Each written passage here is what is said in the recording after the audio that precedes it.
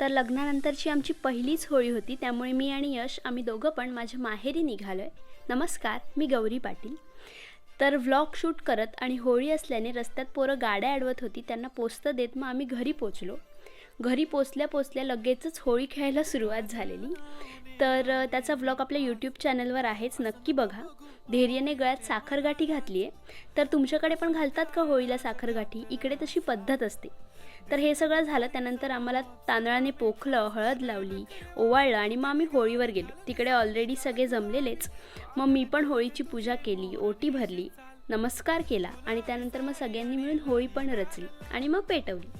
तर नवीन लग्न झालेलं असलं की होळीभोवती फेरे घ्यायचे असतात. आम्ही पण घेतले. तर त्याचं कारण असं की आयुष्याची सुरुवात चांगली व्हावी, सगळ्या वाईट गोष्टी दूर व्हाव्या आणि नकारात्मक गोष्टींची राख व्हावी. त्यानंतर मग आम्ही घरी गेलो. That's it. पुन्हा भेटूया. तोपर्यंत बाय.